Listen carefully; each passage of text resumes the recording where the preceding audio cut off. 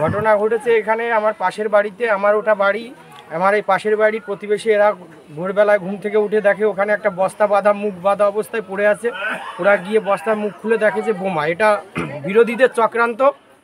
আমি এখানকার ভাজনঘাট টুই গ্রাম পঞ্চায়েতের 125 নম্বর বুথের নির্বাচিত জনপ্রতিনিধি। কোন দলের প্রতিনিধি?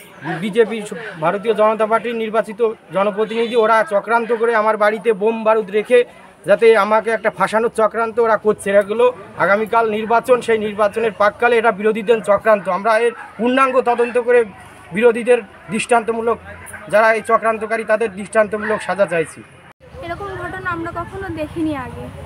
আমরা খুব আতঙ্কে রয়েছি। আপনারা কি চাচ্ছেন? আমরা চাই প্রশাসন এর ব্যবস্থা করুক, আর যারা এগুলো রেখে গেছে তাদের চিহ্নিত করে শাস্তি দেয়।